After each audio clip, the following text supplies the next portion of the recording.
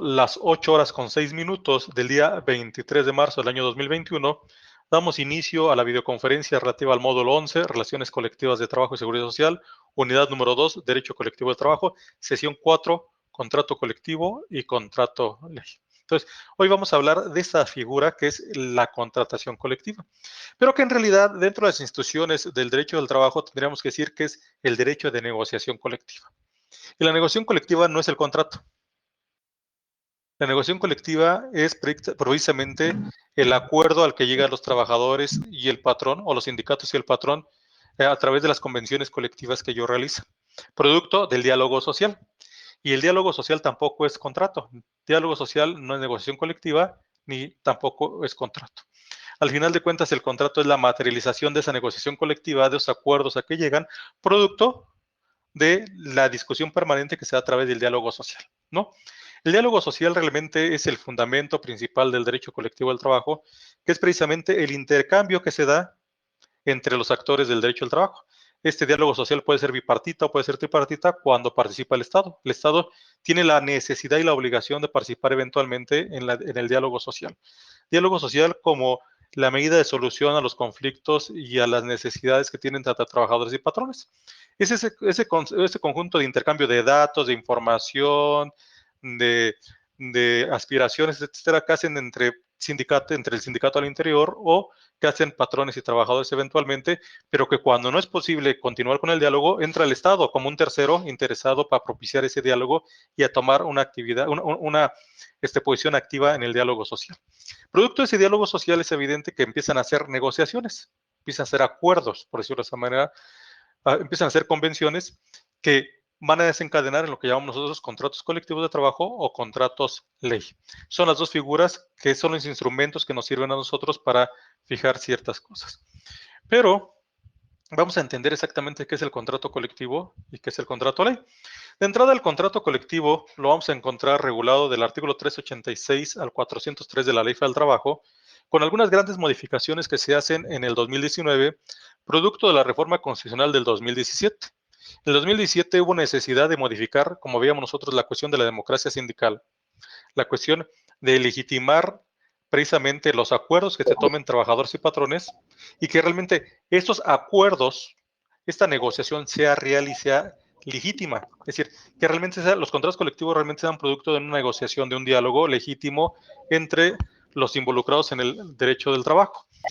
Porque el gran problema que se dio en México, que se sigue dando en muchos sentidos, es que los contratos colectivos los firman las cúpulas sindicales o sindicatos de cuello blanco que nada tienen que ver con los trabajadores y jamás le consultan del contenido o de las mejoras que pueden tener o no. Y entonces realmente no representan el legítimo interés de la clase trabajadora. Por eso en el 2017, hablando de contratos colectivos de trabajo, se estableció desde el régimen constitucional, desde el artículo 123, que para firmar un contrato colectivo de trabajo hoy en día era necesario legitimarlo, tener una constancia de legitimación, que pudieran comprobar los sindicatos que realmente representaban a la clase trabajadora. Después, esto ya se realizar en la reforma del 2019 en aspecto del contrato colectivo de trabajo. Quiero decirles que hacer un contrato colectivo de trabajo hasta antes de la reforma y hasta hoy en día, porque todavía no entra en vigor al 100%, firmar un contrato colectivo era lo más fácil del mundo. Era muy sencillo firmar los contratos colectivos de trabajo, establecer contratos colectivos de trabajo, porque realmente solamente bastaba con que acreditáramos esa negociación, ese acuerdo al que se llegaban el patrón con un sindicato que de alguna forma decía que representaba los intereses de los trabajadores y ir a la Junta de Conciliación y Arbitraje, ya sea federal o local, y hacer el registro de ese contrato colectivo de trabajo. Fíjense ustedes, hay algo que tenemos que entender. Todos pensamos que contrato colectivo de trabajo y huelga son sinónimos o que son necesariamente necesarios uno y otro, y no. Hoy vamos a descubrir que el contrato colectivo es un instrumento que puede firmarse incluso sin la necesidad de una huelga, sin la necesidad de un emplazamiento a huelga. Nosotros vamos a ver, por ejemplo, que en lo que ustedes están viendo ahí en su antología y en lo que vieron en la Ley Federal del Trabajo, ahí habla de plazos incluso para la revisión contractual, ¿no? Plazos para la revisión a la cláusula general y plazos para la revisión de los salarios. Y a veces pensamos que tenemos que emplazar a huelga para porque el patrón se siente conmigo a revisar los salarios o se siente conmigo a revisar el clausulado general de los contratos. Y no es cierto. Puede hacerse de manera convencional, de manera amigable.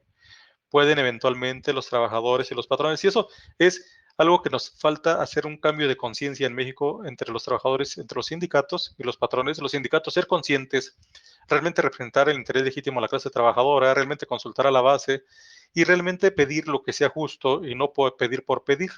Y por el otro lado, los patrones saber que pues existe en la otra parte de la balanza de la relación de trabajo los intereses legítimos, las aspiraciones de la clase trabajadora y que es necesario armonizar, ¿no? Ceder parte y entender que si no es por ellos, no podríamos tener producción, no podríamos tener generación de riqueza, etcétera. También debemos entender que, como dicen muchos hoy en día de izquierda, aunque yo me confieso medio izquierdista, pero bueno, ahora tengo mis dudas, que realmente decíamos que los trabajadores es la fuerza que mueve a México. Sí, pero también los patrones trabajan. O sea, al final de cuentas, lo que hacen los trabajadores, los patrones en administrar, dirigir la empresa, pues es trabajo. Entonces, al final, la conjugación de ambos trabajos es lo que mueve a México, ¿no?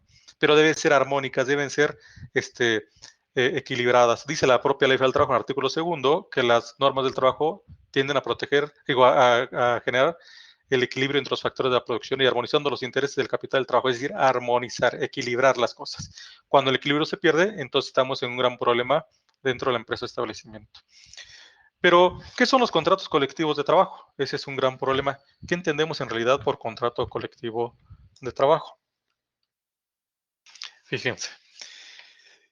Vamos a unas consideraciones previas. Decíamos, bueno, esto ya lo dije sin avanzar, la cuestión de la reforma constitucional del 2017, donde uno de los tres ejes fundamentales de la reforma precisamente fue la cuestión colectiva, promover la libertad sindical, que ya lo veíamos nosotros, y es parte también de lo que vamos a ver en el contrato colectivo, la contratación colectiva efectiva, la negociación colectiva efectiva que tiene que ver con los contratos colectivos y la representación de organizaciones sindicales efectiva y real. Entonces vamos a tratar de ver cómo se da esto a partir de esta reforma y también cómo lo tiene su antología. Yo me esfuerzo mucho y quiero mucho enfocarme también a la reforma porque esta es una realidad que ya tenemos. Al final de cuentas, el 1 de mayo de este año entra a trabajar el Centro Federal de Conciliación y Registro Laboral y este Centro Federal de Conciliación y Registro Laboral tiene facultades registrales, pero no registrales solamente en cuestión de los sindicatos, para registrar los contratos colectivos. Y entonces ahora los contratos colectivos tendrán que seguir una serie de lineamientos que van a garantizar la libre negociación colectiva y la libertad sindical en función de las reformas que se dan en México. Entonces, por eso me interesa ir platicando esto nosotros. Fíjense, definición legal de contrato colectivo de trabajo que está en el artículo 386 de la ley. Dice así, contrato colectivo de trabajo es el convenio celebrado entre uno o varios sindicatos de trabajadores y uno o varios patrones o uno o varios sindicatos de patrones. Ahí hay una respuesta a lo que hicimos en la sesión pasada. Los contratos colectivos solamente los firman sindicatos. Las coaliciones, no. Las confederaciones y federaciones, no. Porque la propia definición legal de contrato colectivo dice, es un convenio, pues el contrato es un convenio, que eso también me llama la atención, es contrato, es convenio. Pues ni uno ni otro, ni es contrato ni es convenio. De alguna forma ya lo leyeron ustedes. Los contratos colectivos y los convenios, los contratos colectivos y contrato de ley se llaman así, pero realmente no son contratos. Los contratos colectivos no pueden ser contratos porque acuérdense, si ustedes cuando llevaron derecho civil, alguna parte de derecho civil lo han de haber visto, que contrato pues es la máxima expresión del acto jurídico, el acto jurídico por excelencia. ¿Y qué es el acto jurídico? Es el acuerdo de voluntades que tiene por objeto crear, modificar o extinguir derechos y obligaciones, ¿no? En el caso del contrato en materia civil es el acuerdo de voluntades que tiene por objeto crear o transmitir derechos y obligaciones. Y aquí hay un gran problema. ¿Realmente en la firma de los contratos colectivos estamos hablando de acuerdo de voluntades? ¿Y realmente la intención es solamente crear derechos y obligaciones, transmitir derechos y obligaciones? En realidad, ¿cuál sería el objeto del contrato? Y ahí está mismo la respuesta, porque si el objeto es establecer las condiciones según las cuales deba prestarse el trabajo en una empresa, o más empresas, o establecimientos. Y aquí ya también hay otra gran cosa. Los contratos colectivos pueden ser vigentes en una sola, en toda una empresa, en varias empresas, o en solo un establecimiento de una empresa. Acuérdense que las empresas, está la empresa, comunidad económica de producción o distribución de bienes o servicios, y están los establecimientos que como agencia u otra similar contribuyen a los fines de la empresa. ¿no? Como sucursales, etcétera. Pero puede haber contratos que solamente vayan a operar en un establecimiento en concreto. Y entonces, aquí hay una serie de interrogantes porque el problema es, en realidad, entonces, ¿qué es un contrato colectivo de trabajo? Un contrato colectivo de trabajo, dicen los teóricos, es una convención colectiva. Es decir, es el diálogo social al que llegan en un momento dado dos clases sociales, el patrón y la clase trabajadora de manera colectiva, y a partir de ahí se ponen de acuerdo y establecen nuevas formas de regulación de las condiciones de trabajo. Si se fijan ustedes, dice ahí, establecer las condiciones según las cuales deben de prestarse los trabajos en la empresa o establecimiento. ¿Y qué entendemos por condiciones de trabajo? El salario, las vacaciones, el aguinaldo, los días de descanso, aquello que ya tenemos en la ley federal del trabajo. Y entonces, ¿para qué queremos entonces un contrato colectivo si vamos a hacer lo que ya está en la ley federal del trabajo? No vamos a inventarnos gran cosa. ¿Podemos inventarnos otra serie de prestaciones? Claro que sí, pero al final de cuentas vamos a regular de manera distinta las condiciones de trabajo. Y entonces vamos a partir de la siguiente consideración. La legislación ordinaria, el derecho ordinario que está plasmado como garantía social en el artículo 123 constitucional, solamente establece un piso mínimo de protección para los trabajadores y establece las prestaciones mínimas y las condiciones mínimas a las que estarán sujetos con el ánimo de garantizarles a los trabajadores salud, vida y una existencia decorosa. Las condiciones de trabajo, como es salario, vacaciones, aguinaldo y todo lo demás, realmente sus fines son garantizarles a los trabajadores su protección a la vida, su protección a la salud, su protección a una vida libre, digna y decorosa, etcétera. A partir de lo que llamamos prestaciones y condiciones de trabajo. Pues son condiciones, porque al final de cuentas son elementos que me van a permitir proteger esto. Pero luego nos vamos a dar cuenta nosotros que en realidad lo que está en la Ley Federal del Trabajo y en el artículo 123, es decir, el 123 que después se regula o se reglamenta en la Ley Federal del Trabajo, nos vamos a dar cuenta que no siempre responde a las necesidades legítimas de la clase trabajadora. Vemos nosotros, por ejemplo, el salario mínimo actual es de 141.73 pesos, creo. Y con eso, ¿quién come con 141.73 pesos? ¿Quién come? ¿Quién calza? ¿Quién viste? Etcétera. Ahora, no sé ustedes a qué se dediquen, porque todos trabajamos, pero realmente, para un profesionista, un profesor, por ejemplo, 141.73 pesos responde a la cantidad y calidad del servicio que presta, ¿verdad que no? No es remunerador. Pero también debemos entender una cosa, la ley federal del trabajo no puede prever todas las posibilidades que existen en el mundo laboral. Y por lo tanto, entonces, el derecho del trabajo tiene una forma que le llamamos nosotros, una fuente formal del derecho colectivo, del derecho del trabajo, especial del derecho del trabajo, que es los contratos colectivos y los contratos ley. Los contratos colectivos y los contratos ley es que a partir de la negociación colectiva y del diálogo social, se creen las nuevas normas del trabajo que vayan a responder a las necesidades específicas de esa empresa o establecimiento. No sé si me explico. Realmente los contratos colectivos y los contratos ley son procedimientos legislativos, son procedimientos de creación de norma jurídica. Las normas que nosotros vemos en el clausulado de los contratos colectivos y los contratos ley son normas de derecho vigente. Son normas que tienen la misma fuerza que las normas de la Ley Federal del Trabajo y del artículo 123 constitucional. Lo que pasa es que para que realmente las normas puedan responder y lograr su finalidad, que es la protección del trabajador, se encomienda ya no al legislador ordinario, como lo llamo yo, sino al legislador laboral, la posibilidad de ser ellos quien vayan construyendo la regulación colectiva de la relación de trabajo, es decir, las normas que van a proteger al trabajador, pero además que van a darle armonía y vigencia a las relaciones de trabajo de manera colectiva dentro de la empresa o establecimiento. Entonces, realmente esos son los contratos colectivos de trabajo.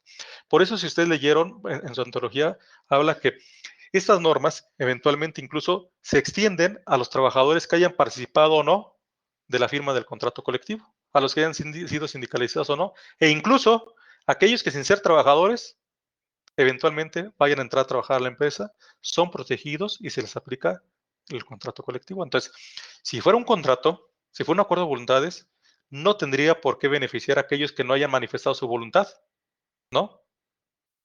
ya sea porque no lo firmaron, ya sea porque no son parte del sindicato, o ya sea porque no lo quisieron hacer, no quisieron asociarse o coaligarse, aunque sea momentáneamente, o porque simple y sencillamente no tenían la calidad de trabajador en su momento, y cuando entran, pues obviamente tendrían que tener su propia regulación, su propio acuerdo de voluntades.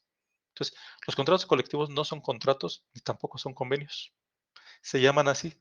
Son convenciones colectivas, es el arreglo, la convención, el diálogo que les permite establecer de manera colectiva a dos clases sociales en pugna el establecimiento de nuevas normas del trabajo. Esos son los contratos colectivos. Por eso la importancia de los contratos colectivos de trabajo. Por eso la necesidad que tuvo el Estado mexicano, a partir de presiones del extranjero y a partir de muchas cosas, la necesidad que tuvo el Estado mexicano de tener que legitimar realmente la firma de los contratos colectivos, que realmente fueran producto del interés legítimo de la clase trabajadora para tener mejores condiciones de trabajo cada vez más humanas y más justas. Eso es realmente los contratos colectivos de trabajo. Por eso los contratos colectivos hay que abrazarlos con toda la pasión y entender y ver que nuestros derechos, lo que realmente va a responder a mi necesidad, lo que sí va a hacer que el salario sea remunerador, lo que sí realmente va a hacer que mis vacaciones sean justas, que sí tenga yo derecho a una vida digna, justa y decorosa, es los contratos colectivos, ¿no? Aquello que podamos discutir. Por eso a mí me alarma mucho, y yo ahorita tengo un gran problema ahí en algunos sindicatos, me alarma mucho la postura de los líderes sindicales en que dicen, es que yo soy el líder sindical y no tengo por qué consultarlo a la base porque el artículo 376, creo algo así, de la Ley Federal del Trabajo dice que yo tengo la representación legal y puedo entonces tomar los acuerdos. No, porque entonces no estás representando el interés legítimo de los trabajadores, sino tu propio interés. Entonces, es lo que ahora se busca cambiar en México, que realmente sí existan esto. Por ello, es que les digo que ahora los contratos colectivos ya se convierten en algo un poco más complicado, porque ahora sí van a exigir a los sindicatos que justifiquen la autenticidad y la legitimación de los acuerdos tomados. Y entonces ya vimos nosotros que para la elección de las mesas directivas y modificación de estatutos y todo, ahora se debe garantizar la libertad sindical, la libertad sindical y se debe garantizar el voto libre, universal, secreto y directo de todos los trabajadores. Pues también en los contratos colectivos. Para poder aceptar o no el contenido del contrato colectivo o, o las modificaciones, tendrá que ser consultada las bases mediante votos secretos, libres, universales, directos y secretos. Y entonces vamos a tener que establecer procedimientos de consulta a las bases, lo que antes no se hacía.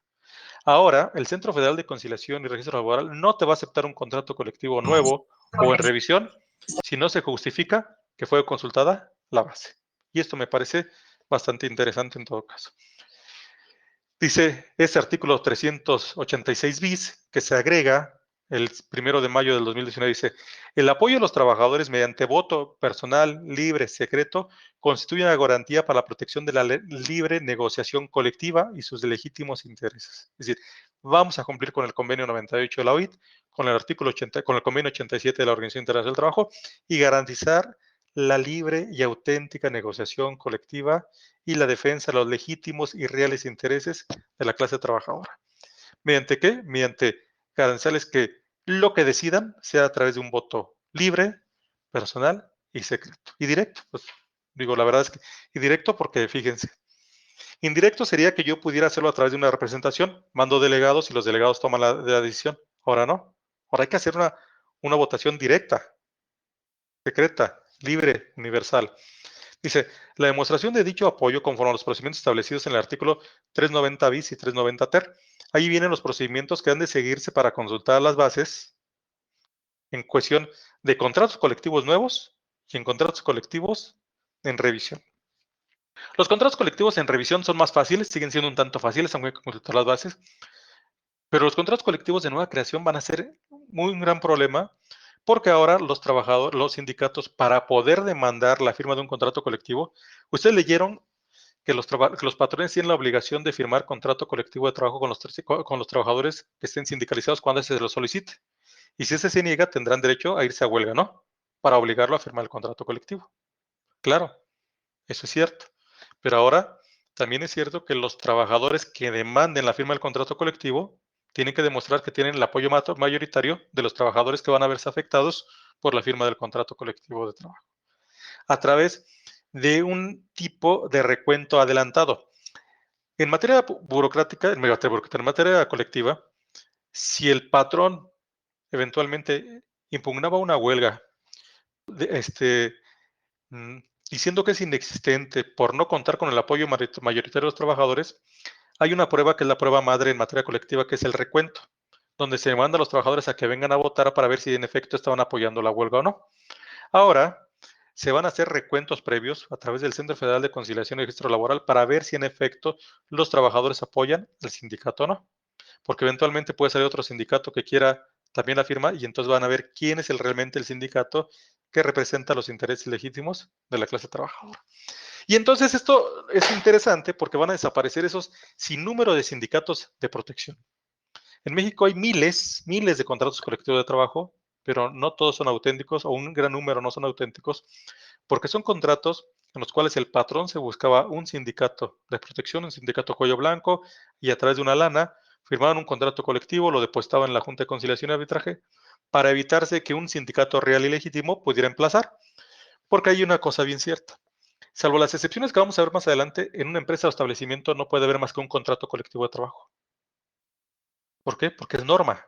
No puede haber normas particulares para cada trabajador, salvo que existan contratos individuales, pero una vez existiendo contrato colectivo, ya no hay necesidad de los contratos individuales de trabajo, salvo para establecer solamente la antigüedad y algunas cosas muy generales, porque las relaciones se van a regular por el contrato colectivo. Y si el patrón se le ocurriera darle mayores prestaciones al contrato individual, posiblemente el sindicato podría inconformarse y demandar algo ahí. Entonces, en ese sentido, ya no va a poder haber sindicatos de protección, contratos colectivos de protección. Porque el momento en que yo quiera depositar entre un líder sindical y el patrón el contrato colectivo, el Centro Federal de Conciliación y Registro Laboral le va a decir, a ver, dame la constancia de legitimación, la constancia de mayoría, y dame el respaldo de los trabajadores. Si no es así, no te lo puedo recibir. Y entonces, esa es una forma de proteger la libre negociación colectiva. Dice, las autoridades, los sindicatos y los patrones coadyuvarán para que los procedimientos de consulta se organicen de tal forma que no se afecten las actividades laborales del centro de trabajo. Esto va a ser un poco complicado en centros de trabajo grandes. Yo me pongo a ver centros de trabajo donde tengan 3, 4 mil, 5 mil trabajadores. Hacer la consulta va a ser un poco difícil, un poco complicado, sobre todo cuando son turnos, cómo va a ser para que vote la gente. Pero bueno, tendremos que idearnos, tendremos que modificar estatutos. Contenido del contrato colectivo de trabajo. Dentro de sus preguntas viene la idea del contenido y quiero decirles que cuando menos el contenido que tienen ustedes de contrato colectivo y el que yo les voy a platicar va a cambiar un poquito. Lo que pasa es que el contrato colectivo que yo les platico, el contenido, pues realmente son cuestiones que normalmente yo me invento por otros autores, no me invento, pero que son otros autores que me ha gustado mucho más cómo lo tienen ellos manejado en todo caso. Déjenme buscar cómo dice aquí su antología.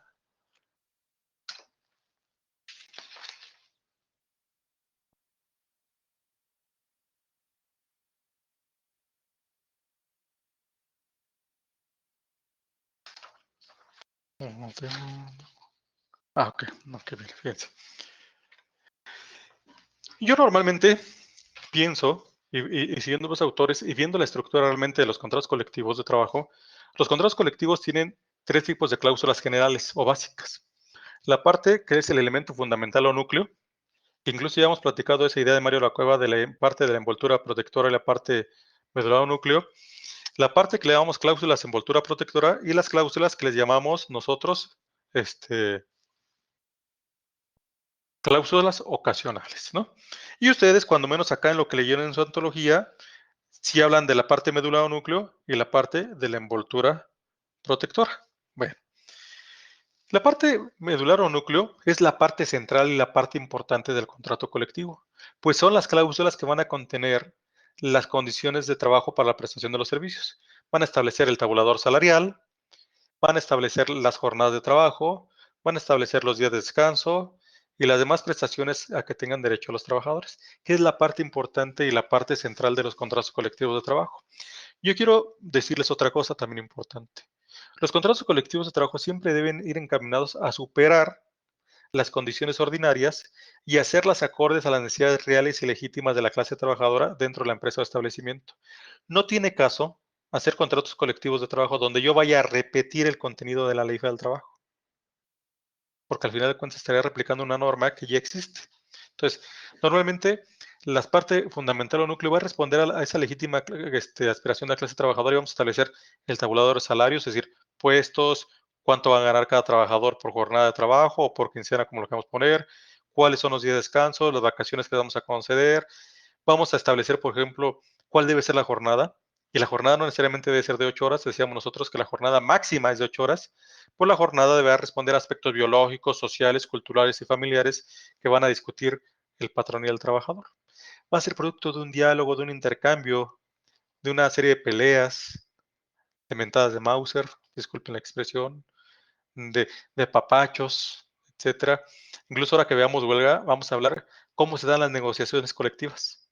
La negociación colectiva debe ser toda un arte, todo un instrumento, ¿no? Deben ser muy conocedores realmente del ámbito que estás platicando, tener el dominio de qué es lo que... Por eso los sindicatos tienen que cumplir con el estudio, mejoramiento y defensa.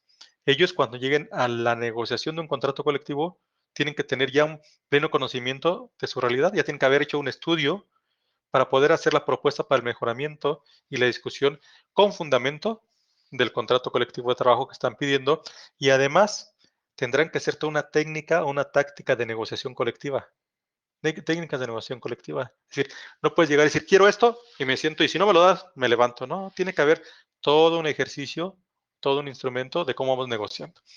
Las partes de la envoltura protectora, dice aquí, bien lo dice su ontología, son cláusulas que están encaminadas a garantizar en efecto el desenvolvimiento del contrato colectivo de trabajo. Y en estas vamos a encontrarla dentro de las envolturas protectoras, vamos a encontrar de dos tipos de cláusulas. Un elemento obligatorio en la envoltura protectora y normas que rigen la vida del contrato. Las normas que rigen la vida del contrato son cuestiones elementales que al final de cuentas están plasmadas en lo que deben contener el contrato, como la forma del contrato colectivo de trabajo que debe ser escrita, los periodos de vigencia. Y los periodos de vigencia vamos a establecer si el contrato es por tiempo determinado, por obra determinado o por tiempo indeterminado. Son cláusulas que vamos a establecer esos aspectos importantes, porque también ahí nos van a servir para establecer las siguientes cláusulas, que son las cláusulas de revisión del contrato colectivo de trabajo. Y dirán, pero bueno, la ley dice que debe revisarse cuando menos con 60 días de anticipación al cumplimiento del vencimiento o el cumplimiento de 2 años, cuando es por tiempo determinado. Pues sí, pero vamos a ver que podemos establecer de forma convencional fechas de revisión. Es decir, podemos establecer de manera convencional que la fecha de revisión del contrato colectivo será el 30 de febrero, no, el 30 de febrero no puede ser, el 28 de febrero de cada año, ¿no? Sí, porque entonces nunca iba a revisión, ¿no? Que el 28 de febrero de cada año va a ser la revisión. Y entonces esa va a ser tu fecha para que cuentes los 60 días o los 30 días previos para la revisión, ¿no? Porque en caso contrario, si tú no estableces fecha de revisión, entonces será la vigencia entrará en el momento, en la día, hora, minuto y segundo del depósito. Y eso nos va a tener que estar muy al pendiente de otras cosas que vamos a platicar ahorita. Y las Buenas noches, cláusulas que tienen maestro. que ver con buenas noches, Martín. Y las cosas que tienen que ver Oiga, con la terminación del contrato colectivo. Adelante, Martín. perdón, mire, prevalecen unas dudas. Coalición me queda claro que es una reunión emergente para resolver Ujú. ciertos conflictos y que pues es temporal únicamente, una vez logrado el objetivo. El sindicato me queda claro que es la conformación de trabajadores en defensa de sus trabajos, en defensa de sus derechos laborales. Pero aquí nace la duda, contrato colectivo de trabajo. Tengo entendido que únicamente aplica el contrato ley en las paraestatales, ¿es correcto? No, no es correcto. ¿No? El contrato ley es una visión soñadora que teníamos los trabajadores en el mundo, que en Sudamérica se da muy bien en Argentina porque existen los contratos corporativos y otros tipos de contratos que abarcan más empresas, pero el contrato ley pues era establecer una ley como tal. El contrato ley, vamos a ver más adelante que está encaminado a regular la relación de trabajo, pero no de una empresa o establecimiento, sino de toda una rama industrial. Y por Un ahí, ejemplo, por ejemplo, el contrato ley de los trabajadores de la industria textil. Pero el problema del contrato ley es que se convierte en ley que incluso va a afectar a las empresas existentes y a las que no existan, porque es una ley. Es como una ley federal del trabajo chiquita encaminada a esa área, a esa industria en específico. Por eso, la forma en que como se conforman los contratos ley son distintos. Yo en el material les puse ahí una liga para que ustedes pudieran bajar un contrato ley para que pudieran hacer su análisis. ¿Por qué? ¿Qué creen? Porque los contratos ley son acaso 11 a nivel nacional y ya no hay muchos contratos ley. Es una En figura que este está en caso, desuso. Ajá, sí. perdón, maestro, en este caso, ¿podría aplicar un contrato ley, por ejemplo, Chrysler de México? Tendría que ser toda la industria automotriz. O sea, si hiciera un contrato ley, abarcaría Chrysler, Volkswagen, Nissan, todos. O sea, porque Ok, sería por gracias, industria, maestro. sería por industria. Pero ahorita lo vamos a ver muy, muy específico porque al final de cuentas lo más extenso es el contrato colectivo y ya el contrato ley, se fijan, tiene similitudes, nada más la idea es el espacio o el ámbito espacial de aplicación en todo caso y vamos a ver esas diferencias. Por otro Ok. lado, están las envolturas, el elemento obligatorio. Cláusulas que facilitan la aplicación del derecho del trabajo y del contrato. Son aquellas cláusulas donde nosotros establecemos las comisiones mixtas necesarias para el mejor funcionamiento del contrato colectivo. La cláusula mixta para revisión del salario, podemos poner muchas. Cláusula mixta, comisión mixta para seguridad e higiene, comisión mixta para escalafón. Podemos poner las comisiones mixtas que nosotros querramos en todo caso. Están las normas que ya están en desuso, pero que son normas interesantes porque al final de cuentas han sido atacados mucho por la idea de la jurisprudencia y la idea de los derechos humanos, etcétera. Normas de protección al movimiento obrero. Normas que se establecían con el ánimo de evitar el esquirolaje y fortalecer el movimiento obrero dentro de la empresa o establecimiento. Normas, por ejemplo, donde se establecía que solamente los trabajadores sindicalizados tenían derecho a ciertas prestaciones en específico, con el ánimo de evitar de que los trabajadores anduvieran buscando otros sindicatos, sino que todos los sindicatos, los trabajadores se fueran conformando en una sola organización. Dentro de las normas de protección al movimiento obrero están unas normas que ustedes han escuchado, que es las cláusulas de exclusión por separación, donde el patrón se compromete a contratar única y exclusivamente a los trabajadores propuestos por el sindicato.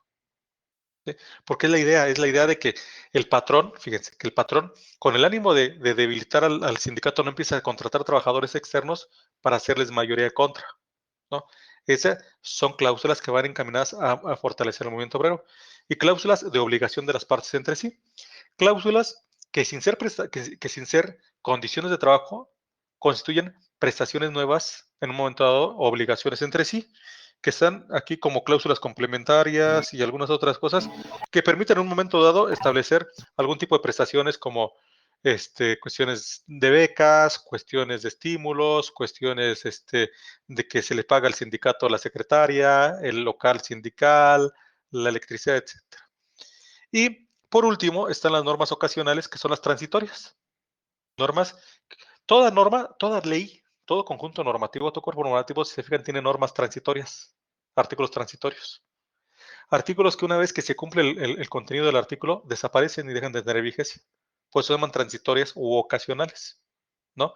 Por ejemplo, una cláusula transitoria normalmente, la primera que ponen en todas las normas, en todos los cuerpos normativos, las presentes normas entrarán en vigor al día siguiente de su publicación.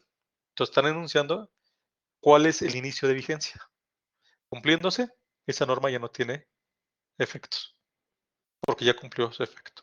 Igualmente, los contratos colectivos dirán ahí en las cláusulas ocasionales la cuestión de vigencia, pueden ser por cuestiones de vigencia, pueden ser, por ejemplo, que el patrón se compromete a reinstalar a los trabajadores despedidos durante el movimiento de huelga para la firma del contrato colectivo de trabajo.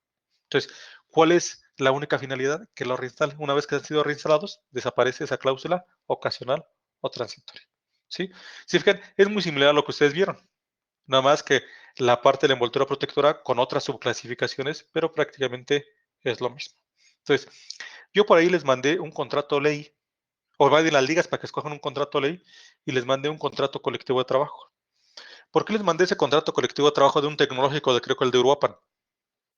Porque posiblemente si ustedes buscan en la red van a buscar contratos colectivos extensísimos, ¿no? Entonces la idea era que fuera un contrato muy básico, un contrato que contenga todas las tipo de clausulado, pero que para que ustedes puedan identificarlo con mayor facilidad. Porque el problema de veces es que en los contratos colectivos los sindicatos establecemos esas cláusulas que nada tienen que ver con los contratos colectivos, pero ahí las ponemos. Entonces, la intención es que ustedes tengan una mayor facilidad para hacer su cuadro comparativo en todo caso. Bueno, Ese sería el contenido desde el punto de vista teórico de cómo se organizan. Y es más, si agarran cualquier contrato colectivo, van a ver que las tiene. Incluso las partes que rigen la vida del contrato colectivo, por ejemplo, el periodo de vigencia, revisión, pueden estar incluso en las primeras cláusulas, en disposiciones generales, donde dice que las partes señalan que la revisión del contrato colectivo será a tal fecha.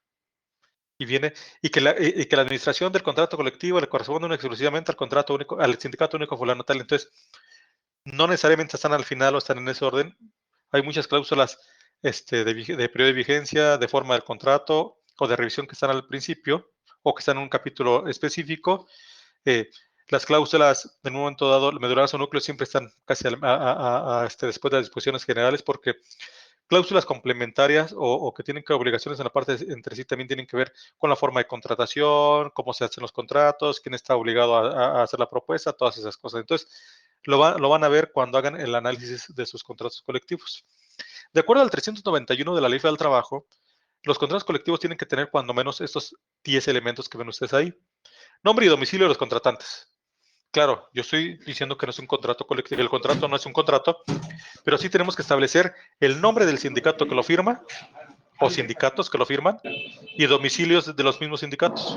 Nombre y domicilio de las empresas donde se va a aplicar el contrato colectivo de trabajo o donde va a tener vigencia ese contrato colectivo de trabajo. Por eso.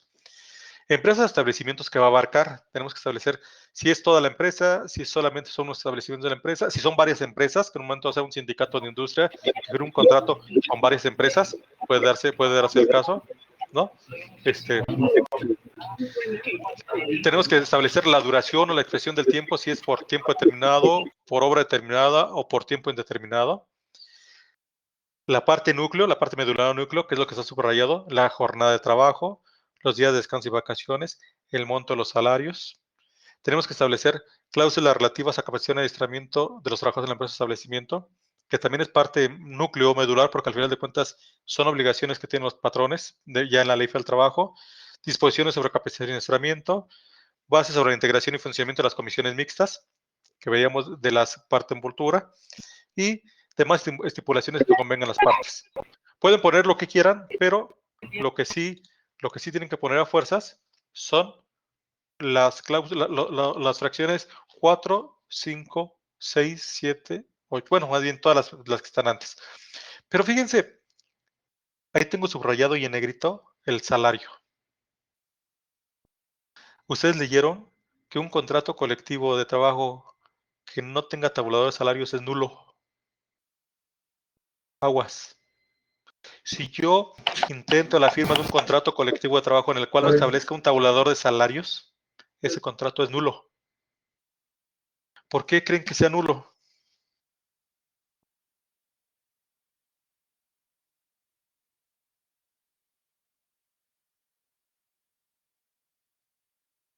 Eso yo que porque ya está imponiendo pues el tabulador es limitativo, no puede ganar más de lo que ya está estipulado ahí. Entonces, Puede ser, pero también, a ver, ¿cómo cuantificas las vacaciones o la prima vacacional o el salario? ¿Cómo cuantificas el pago de horas extras por el salario? ¿Cómo cuantificas el pago de indemnizaciones por el salario? El salario es el núcleo de todo. Al final de cuentas, de la prestación máxima de los trabajadores es el salario. La única forma de garantizarles a los trabajadores una vida más digna y decorosa y acorde a sus necesidades es el salario. La forma de democratizar el ingreso es el salario. Todo está en torno al salario. Por eso, si yo no establezco salario, ¿qué necesidad, qué caso tiene que establezcamos un contrato colectivo de trabajo? Los salarios son indispensables. Claro, incluso, ojo, si yo quiero hacer una revisión al contrato colectivo de trabajo y no anexo en mi solicitud de huelga el tabulador de salario, esa huelga puede ser inexistente. Porque no estoy cumpliendo con el elemento importante, indispensable para que no se anuló el contrato. Mucho ojo ahí, tengan que tener mucho cuidado cuando si a ustedes les piden que elaboren un contrato colectivo de trabajo en algún ejercicio, alguna cosa, es importante que establezcan un tabulador, porque el tabulador es base y es importante en todo caso. El tabulador de salario que de alguna forma tiene el escalafón o los diferentes puestos y los salarios que han percibir de forma tabular los trabajadores, que debe ser menos, o más que el mínimo establecido en la ley. Cláusula de admisión o separación, que decíamos nosotros, es parte de la envoltura protectora. Hace muchos años existían dos tipos de cláusulas de admisión, que era la de admisión, igual cláusula de exclusión, que era la de admisión o la de separación. La de separación ya fue declarada inconstitucional por la Corte, y además fue derogada en las reformas del 2012. En el 2012 se quitó esa cláusula porque esas cláusulas decían que los sindicatos, que los patrones se comprometían a contratar única y exclusivamente a los trabajadores propuestos por el sindicato titular del contrato colectivo de trabajo. Pero también decía que el patrón se comprometía a despedir a los trabajadores que hayan renunciado o que hayan sido expulsados del sindicato.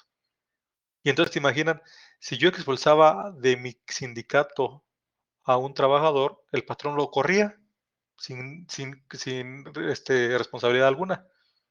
Y entonces la Corte, allá por el 2001, 2000, determinó que esa cláusula era inconstitucional porque violentaba la libertad sindical, perdón, la plena libertad sindical y el derecho humano al trabajo digno y decente.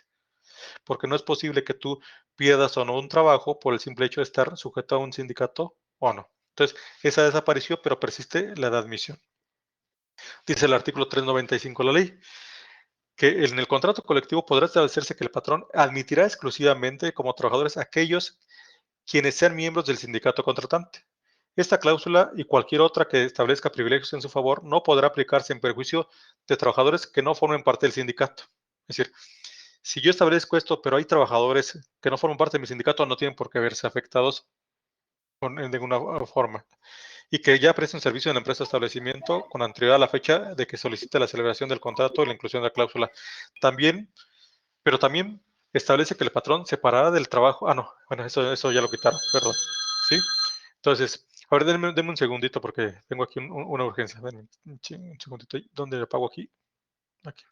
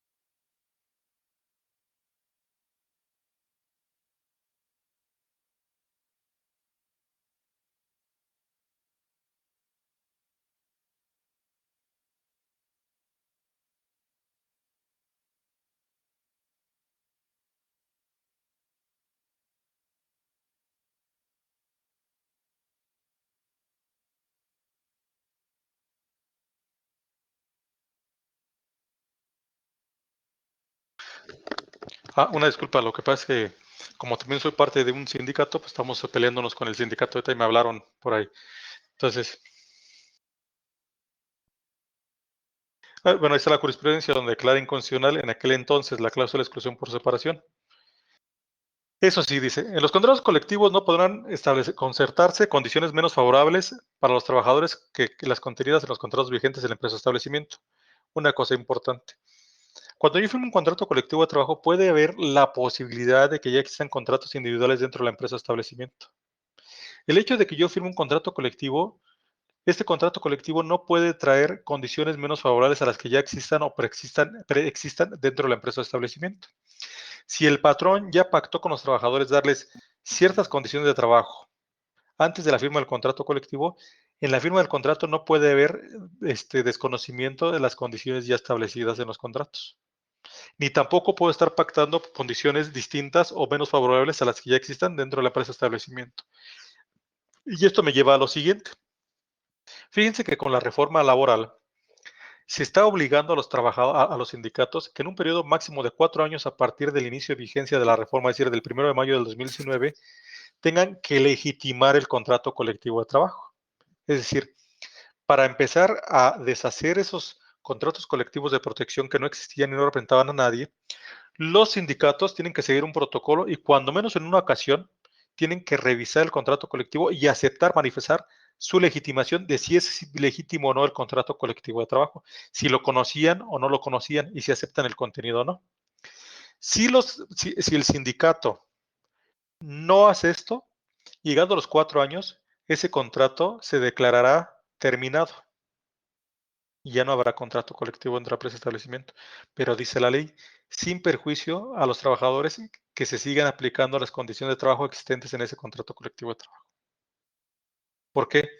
Porque decíamos que el contrato colectivo es ley, es derecho, son normas, ¿no? Y el hecho de que deje de tener vigencia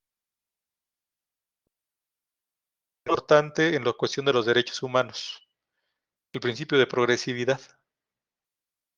Entonces ya no puede ir en detrimento de los trabajadores, siempre debe ir en progreso o en mejora las condiciones de trabajo. ¿Cómo nacen los contratos colectivos de trabajo? Bueno, dice el patrón, bueno, esto decía en lo que leyeron ustedes y cuando menos en la ley vigente hasta el 1 de mayo del 19, a partir del 2 de mayo cambian las cosas y es lo que vamos a ver ahorita. Decía así, el patrón que emplee trabajadores miembros de un sindicato tendrá la obligación de celebrar con este cuando solicite un contrato colectivo. Si el patrón se niega a firmar el contrato, podrán los trabajadores ejercer el derecho a huelga consignado en el artículo 450. Por eso, fíjense ustedes, no necesariamente tiene que haber una huelga para un contrato colectivo de trabajo. Podrían eventualmente ponerse de manera convencional o de manera amistosa los trabajadores y el patrón de acuerdo, o el sindicato y el patrón de acuerdo, y llevar la firma del contrato colectivo de trabajo. Solamente que se negara, entonces tendrán expedito los derechos los sindicalistas para irse a la huelga y presionar al trabajador, digo, el patrón. Les decía yo que la gasolina o la energía o el combustible del derecho colectivo de trabajo es el diálogo social. Es la discusión, el intercambio de datos, de ideas, etcétera, entre los patrones y los trabajadores o los sindicatos. Bueno, producto de ese diálogo se van a llegar a acuerdos y a negociaciones que eventualmente se van a plasmar en contratos colectivos de trabajo.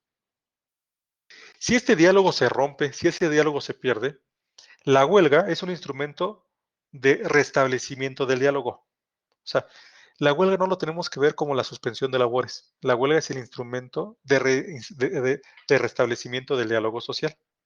Si el patrón rompe el diálogo social y no quiere discutir para negociar colectivamente, entonces los trabajadores, a efecto de chantajearlo y presionarlo, utilizan una herramienta que se llama huelga. O la huelga es eso. La huelga es un hecho, es el ejercicio pleno del derecho del trabajo en inversa. En la inversa les digo yo, porque así como tengo derecho a trabajar y dedicarme a lo que yo quiera, también tengo derecho a no trabajar o a abstenerme de trabajar cuando las condiciones de trabajo no son favorables. Y entonces, a través de esa presión, obligo al patrón a sentarse en una tabla rasa, en una tabla igualitaria y sentarnos frente a frente a discutir la conformación de un contrato colectivo de trabajo. Pero la reforma que se da en el 2019 se agregó todo esto que ven ahí. Hasta los primeros enunciados sigue igual, pero después dice, para dar cumplimiento a los principios de representatividad en las organizaciones sindicales y de certeza de la firma, registro y depósito de los contratos colectivos de trabajo, que realmente sean manifestación legítima de las aspiraciones de la clase trabajadora, el sindicato solicitante deberá contar previamente con la constancia de representatividad expedida por el Centro Federal de Conciliación y Registro Laboral, a que hace referencia el artículo 390 bis de la Ley Federal del Trabajo. Es decir, tengo que tener ya una constancia donde diga, yo represento a la mayoría de los trabajadores y aquí me lo certifica el Centro Federal de Conciliación y Registro Federal, que va a llevar los padrones de los trabajadores y que va a hacer una consulta. ¿Estás con el sindicato? ¿No estás con el? Va a ir a hacer un recuento previo y va a establecer quién tiene la representatividad real y legítima de los trabajadores con la reforma. Si el patrón se niega a firmar el contrato, podrán los trabajadores ejercer el derecho a huelga consagrado en el artículo 450. La constancia de representatividad acredita que el sindicato cuenta con la representación de los trabajadores, por lo que debe ser acompañada al emplazamiento a huelga como registrado en los términos del artículo 920. Entonces, ya en la huelga ya nos introducen un elemento de forma y fondo adicional, que yo diría que es fondo, porque es legitimación, de representatividad. Entonces, en la siguiente sesión que vamos a hablar de la huelga, Como ustedes tienen ahí su texto conforme a la ley vigente antes de la reforma, les va a decir que entre los requisitos de fondo y forma no habla, nomás va a decir que deba ser llevada a cabo por la mayoría de los trabajadores. Bueno, pero persiste eso y ahora como un requisito también de fondo y de forma es que deban anexar al emplazamiento de huelga la constancia de representatividad a que se refiere la propia ley federal del trabajo. La constancia de representatividad que se refiere al 390 bis tendrá una vigencia de 6 meses a partir de la fecha que sea expedida. Es decir, yo puedo hacer mi trámite y durará 6 meses. En caso de que el sindicato emplazante estalle la huelga, el centro de trabajo, la vigencia de dicha constancia se prorrogará en tanto dure dicho conflicto, por lo que durante su vigencia no se dará trámite a ninguna otra solicitud, ni se admitirá otro u otros sindicatos como parte del procedimiento. Es decir, yo logro mi constancia de mayoría, inicio un procedimiento de huelga. Si va un sindicato nuevo a querer solicitar una constancia de mayoría y decir no, hay un procedimiento pendiente de huelga. No puedo darte constancia hasta que se resuelva eso. Con el ánimo de que solamente exista un sindicato que realmente represente a los trabajadores y que realmente represente su interés legítimo. Obligatoriedad, pues el patrón tiene obligación de firmar el contrato colectivo cuando sea solicitado por el sindicato que tenga la mayoría de los trabajadores dentro de la empresa o establecimiento. ¿Quiénes intervienen? Sujetos que intervienen, la firma de los contratos colectivos, pues intervienen, decíamos nosotros, sindicatos y patrones, ya sea uno o varios sindicatos de trabajadores y uno o varios patrones o sindicatos de patrones. Entonces, nos podemos encontrar en situaciones como esta, contratos colectivos que se celebran entre un solo sindicato de trabajadores y un sindicato de patrones y una sola empresa, contratos entre un solo sindicato y varias empresas, contratos entre varios sindicatos con una sola empresa, porque pueden darse el caso, dirán ustedes, bueno, a ver, pero ¿qué no quedamos en que solamente puede haber un contrato colectivo por empresa? Sí, pero existe la posibilidad de que haya sindicatos gremiales en una empresa de establecimiento. Es decir, que no solamente existe un sindicato, que existan sindicatos gremiales. Y vamos a ver que cada sindicato gremial puede tener su propio contrato colectivo de trabajo como una excepción. Entre sindicatos obreros y varias empresas, entre un sindicato obrero y un sindicato patronal, entre un sindicato obrero y varios sindicatos patronales, entre varios sindicatos obreros con varios patrones. Pueden darse muchas posibilidades de negociación colectiva y de contratos colectivos de trabajo. Si se fijan, yo hablo mucho de la titularidad del contrato. ¿Qué es la titularidad? Porque creo que eso no lo vi en su antología. ¿Se habla de la titularidad del contrato? Creo que no. Bueno, dice, en la cuestión de los sindicatos obreros, dice, titularidad del contrato colectivo de trabajo.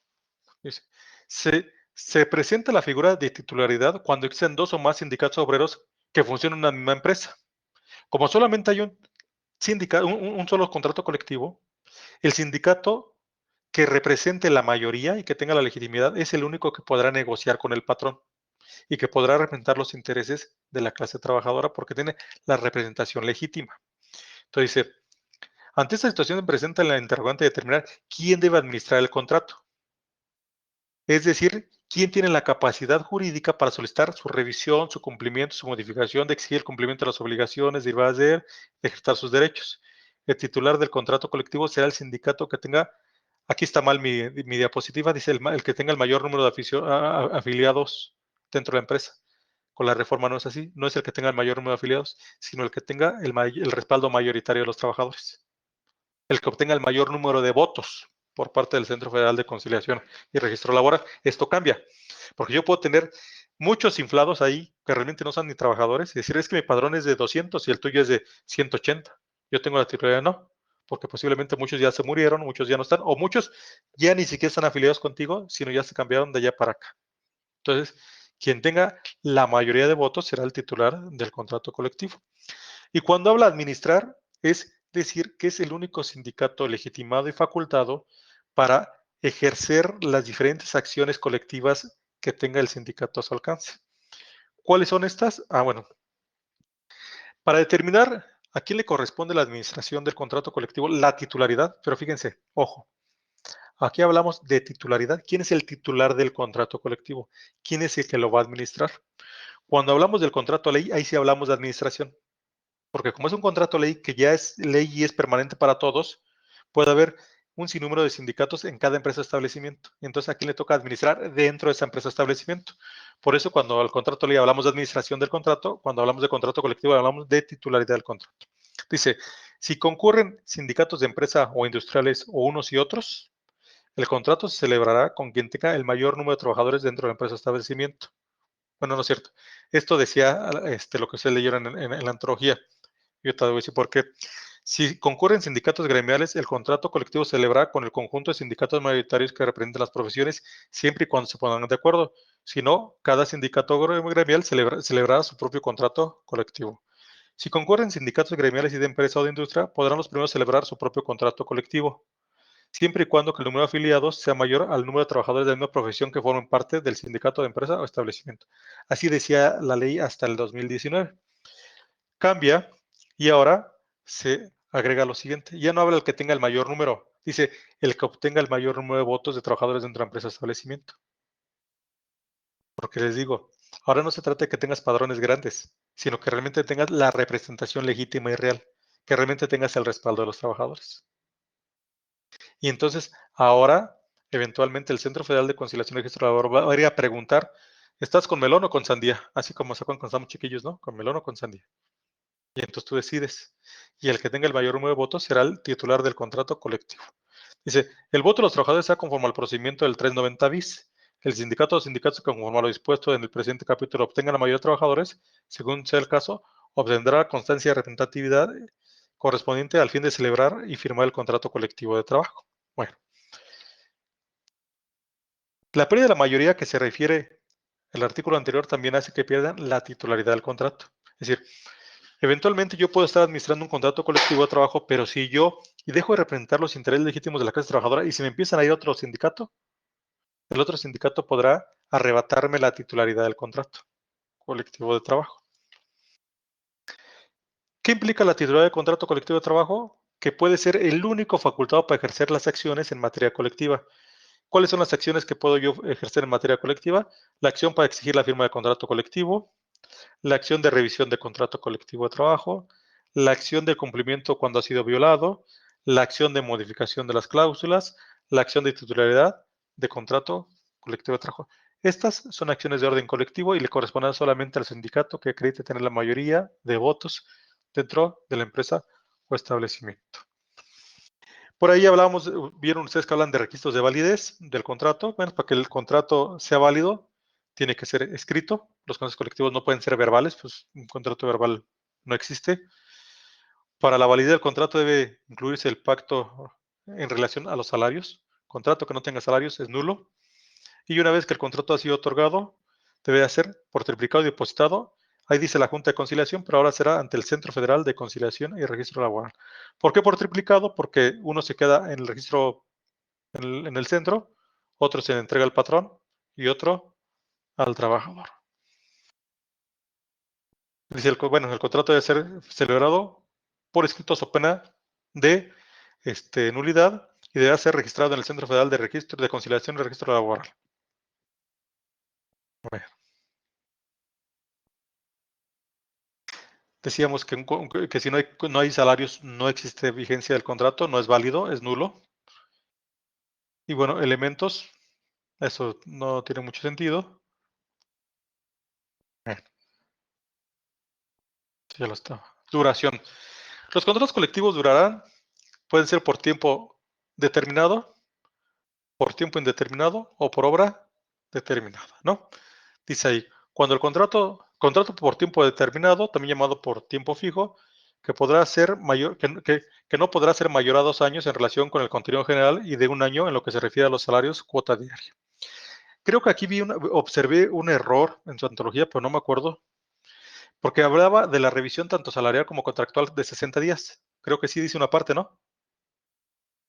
Y ahí hay un error, porque los salarios se revisan con 30 días de anticipación y solamente el clausulado general con 60 días de anticipación. Ojo, hay ahí un error.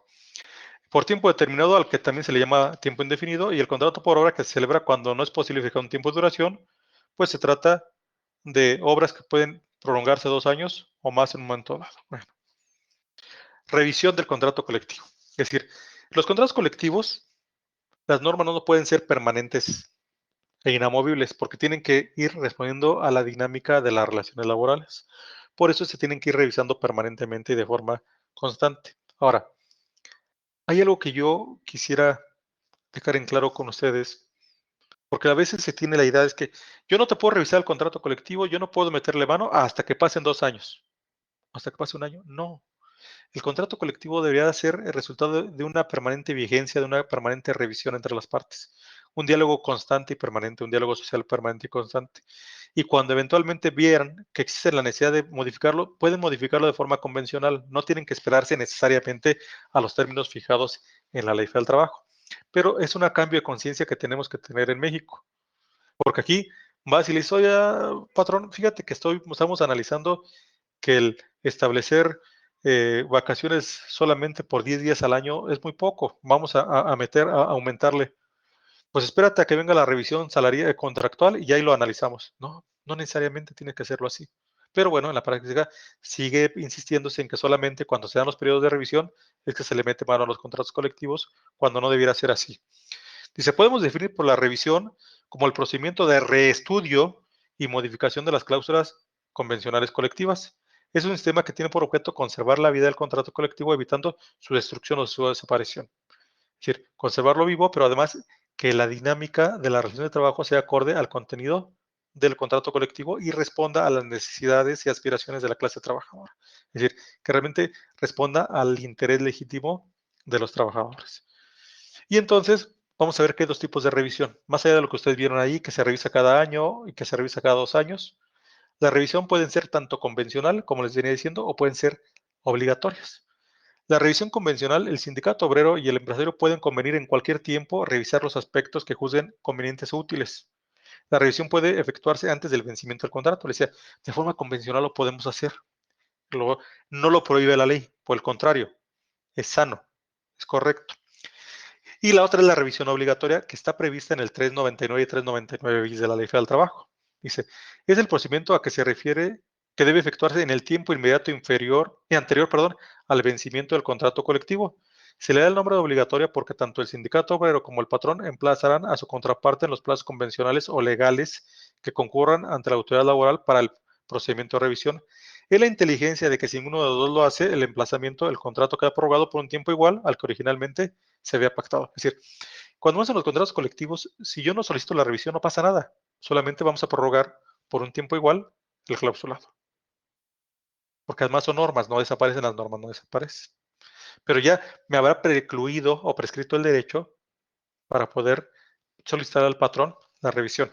Pero que también, insisto yo mucho, no quiere decir que el patrón deba negarse, porque también de forma convencional puede decir, está bien, se nos pasó, no pasa nada, vamos a sentarnos y vamos a discutir qué modificaciones podemos hacer al contrato colectivo de trabajo. Ahora, esta revisión obligatoria también puede ser 2 tipos.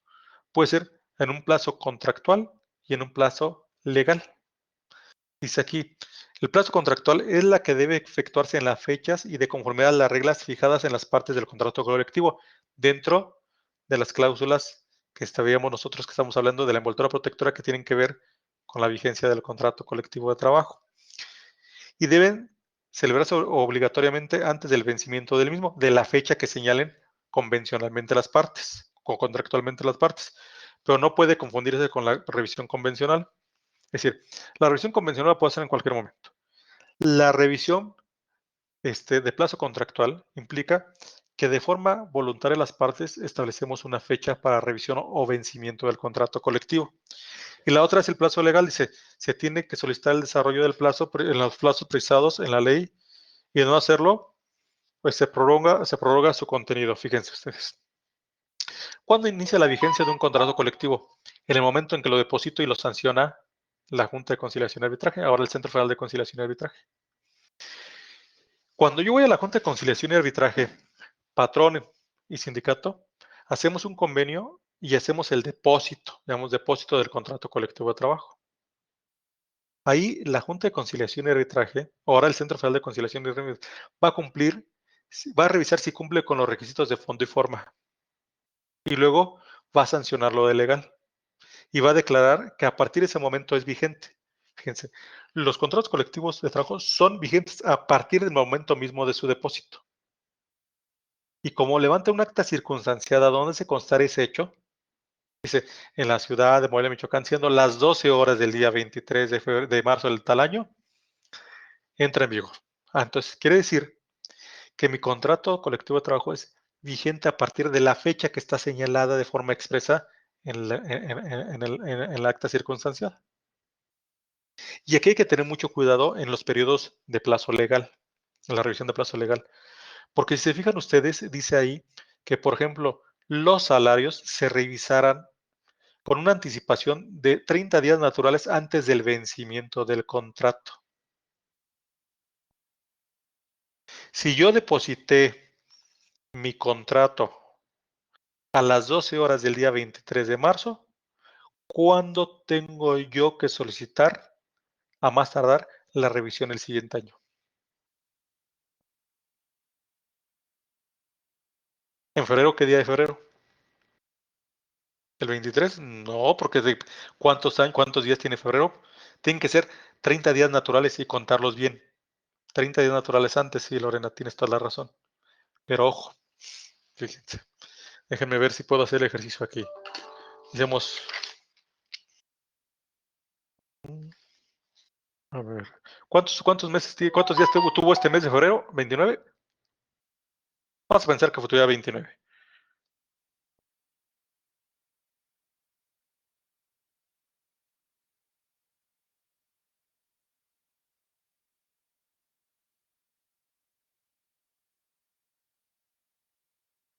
Según yo sería el 23, sí, el 23. Sí, creo que sí, el 23 de febrero. Está bien.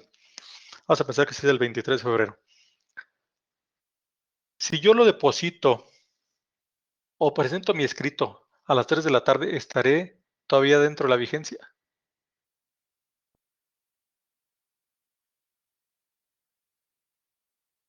Es decir, a ver, vamos a verlo de esta manera.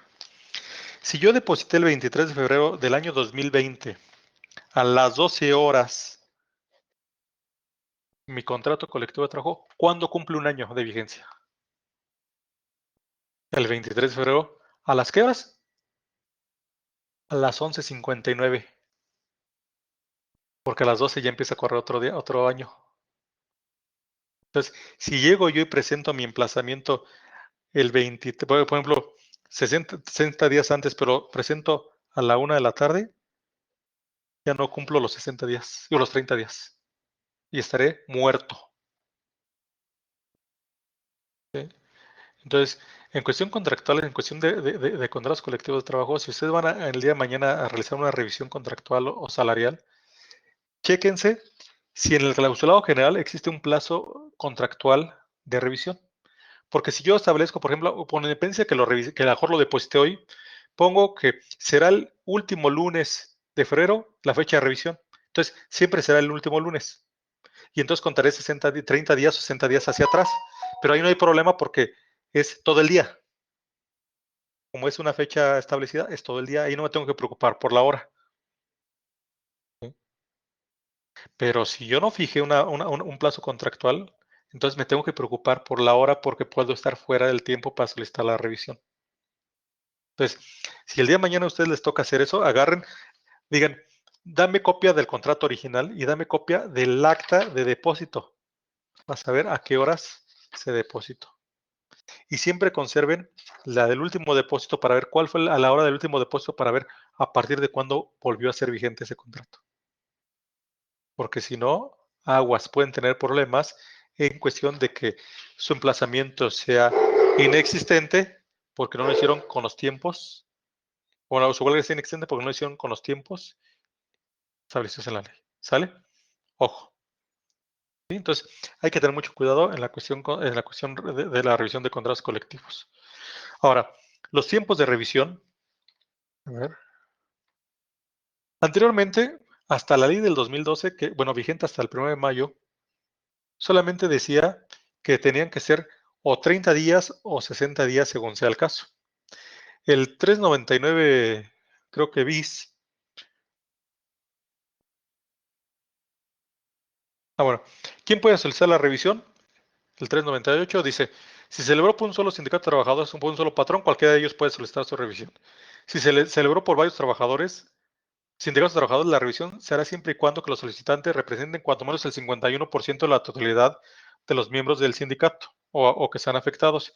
Se celebró por varios trabajadores, la revisión se hará siempre y cuando lo que los solicitantes representen el 51% de los trabajadores afectados por el contrato colectivo, cuando menos. ¿Con qué anticipación? Anteriormente el 399 solamente decía 60 días, como está ahí. Hoy en día dice 60 días naturales. Lo establece como naturales para que no haya confusión si son hábiles, inhábiles, son naturales. Porque también hay una cosa bien importante que van a ver ahora que veamos huelga y veamos derecho procesal del trabajo. En huelga, todos los días y todas las horas son hábiles. Aguas. Por eso, si los 60 días y eso caen en domingo o caen en sábado, no piensen que por caer en domingo o en sábado se les aumenta o tienen que presentarlo después la revisión. Entonces, mejor preséntenla antes. ¿Sí? Porque ahí todos los días y son días naturales. Ojo. Entonces, 60 días naturales, dice, del vencimiento, por ejemplo, para revisión general, para revisión completa, del vencimiento del contrato colectivo por tiempo determinado, si, es, si no es mayor a 2 años, fíjense. Aunque la regla general es que voy a revisar cada 2 años el clausulado general, si el contrato colectivo es por tiempo determinado menor a 2 años, entonces serán 60 días antes del vencimiento del contrato, de la terminación del contrato, porque ahí vas a determinar en un momento dado si lo vas a prorrogar o vas a hacer alguna cosa. Del transcurso de 2 años, si el contrato es por tiempo determinado y tiene una mayor duración, una duración mayor a 2 años. Y del cumplimiento de 2 años, si es por tiempo indeterminado o obra determinada. Es decir, antes de que se cumplan 2 años, por regla general, 60 días antes solicito la revisión. Salvo que es un contrato por tiempo determinado menor a 2 años, entonces serán 60 días antes del vencimiento del contrato. ¿Estamos de acuerdo? Bien. En el caso de la cuestión salarial, se revisan con 30 días naturales antes del cumplimiento de un año de vigencia. O, en su defecto, del vencimiento del contrato cuando sea por un tiempo determinado menor a que se cumplan el año de vigencia, ¿no? Pero deben ser 30 días naturales. Y creo que en una parte del texto de la universidad habla de 60 días como si fueran 60 días para los dos casos, no. En cuestión salarial, cada año con 30 días de anticipación. En el caso del clausurado general, solamente tienes derecho a revisarlo cada 2 años, con 60 días. Pero ojo, estamos hablando nosotros ahorita de la revisión que puede ser convencional, o sea, más bien contractual. Las fechas de revisión pueden ser contractuales. Por lo tanto, no quiere decir que forzosamente solamente puedes revisar cada 2 años el clausurado general. Si las partes convienen que puede hacerse revisión general cada año, puede fijarse como fecha de revisión cada año. No sé si me explico. ¿Sí? Es decir, con independencia que el clausurado general se revise cada 2 años, yo, sindicato y patrón, me puedo poner de acuerdo y decir, vamos a revisar tanto salarios como clausurado general cada año. Perfecto. Pero si es así, siempre tendrás que hacerlo con 60 días antes del cumplimiento del año para revisar ambas cosas. ¿Sí? ¿Estamos de acuerdo? En la ley del trabajo menciona que que cuando haya referencia a días de la ley se referirá a días hábiles. Sí, pero en el caso de huelga y la propia ley habla de días naturales y normalmente en huelga dice que en caso de huelga todos los días y todos los días son hábiles. Ahí no hay sábados, domingos, días festivos. Por eso son bonitas las huelgas, porque si tienes que ir hasta pelear el domingo, hay la Junta de Conciliación. Ahora los jueces van a tener que tener guardias permanentes para ver revisiones contractuales. ¿Sí? Y es padre, aunque normalmente los sindicalistas nos ponemos de acuerdo y fijamos días lunes, días viernes para podernos pelear, pero si hay un término, ojo, bueno, eso es parte de la huelga. Pero por ejemplo, en huelga, el patrón tiene 48 horas para contestar el pliego petitorio a partir de que es emplazado. Y el emplazamiento o la notificación en huelga surte efectos al momento de su realización. O sea, en el momento que me practican la notificación, en ese momento empieza a correr el término de las 48 horas. No es como en otros casos donde corre a partir del día siguiente su notificación. No, aquí en el momento mismo de su notificación surte efecto la notificación y me empiezan a correr las 48 horas. Si a mí me llega el actuario y me emplaza a huelga el viernes a las 5 de la tarde, tengo hasta el domingo a las 4:59 para contestar el pliego. ¿Dónde lo voy a hacer? Pues tendré que buscar al secretario de acuerdos, donde lo hay. Por eso los secretarios de acuerdos chequean a sus actores, no vayas a notificar el viernes, por favor, porque me haces trabajar, ¿no? Porque les tocaría recibirlo a la hora que sea.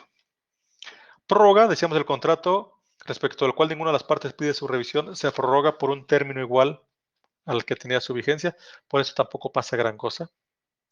Pero sí vamos a ver algo bien importante en la cuestión de huelga, cuando veamos huelga. Si el sindicato emplazante no se presenta a la audiencia de conciliación, ¿qué creen que pasa?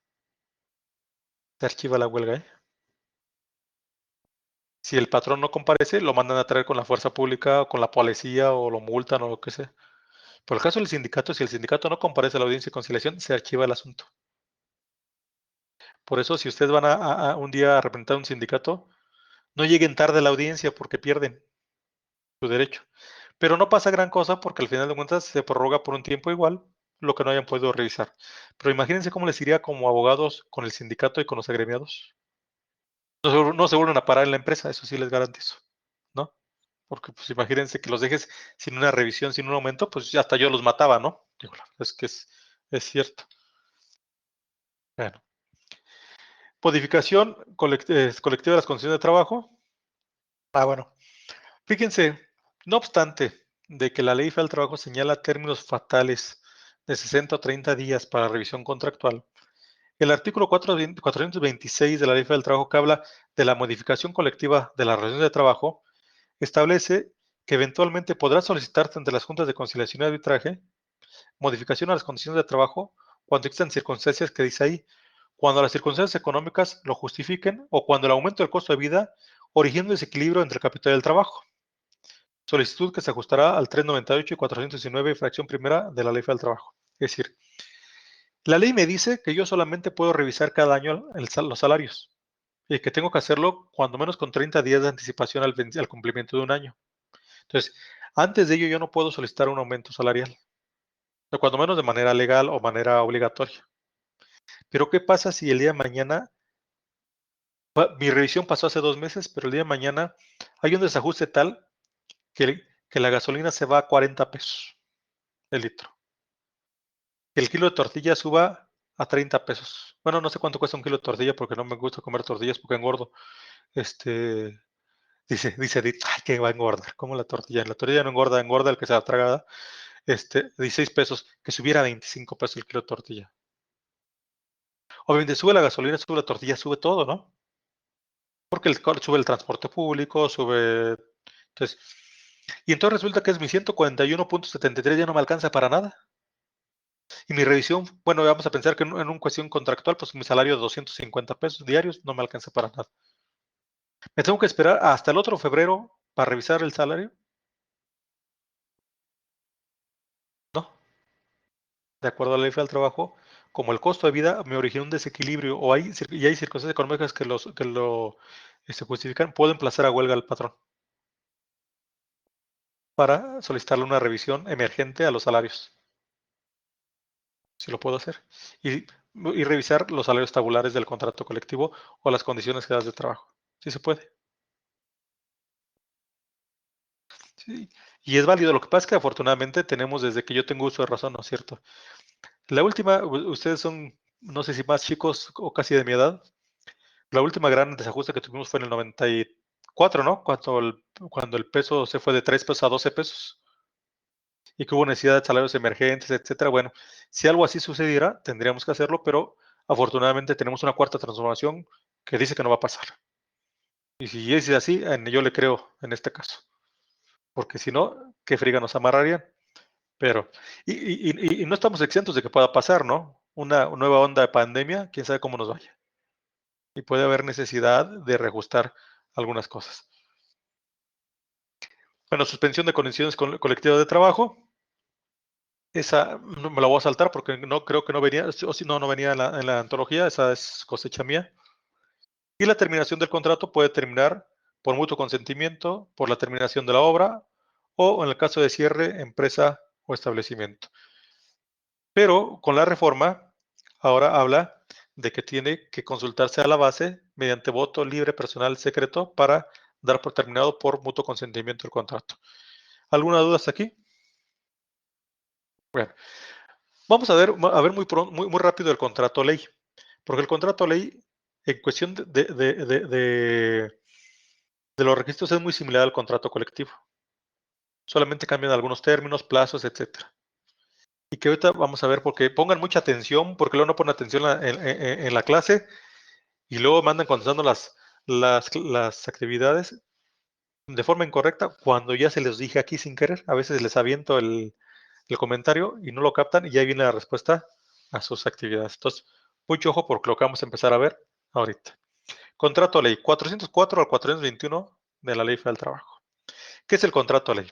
Fíjense la definición, es muy similar al contrato colectivo. Dice, contrato ley es el convenio celebrado entre uno o varios sindicatos de trabajadores y uno o varios patrones o varios sindicatos de patrones con el objeto de establecer las condiciones según las cuales deban prestarse los trabajos. Hasta ahí sigue igual, como si fuera un contrato colectivo, pero dice, en una rama determinada de la industria y declarado obligatorio en una o varias entidades federativas o en una o varias zonas geográficas, económicas, perdón, que abarque una o dichas entidades federativas o en todo el territorio nacional. ¿Alguien se acuerda de los pasos del proceso legislativo? ¿Qué es iniciativa? A ver, José Luis, prende tu micrófono porque veo que estás ahí diciendo, si puedes prenderlo.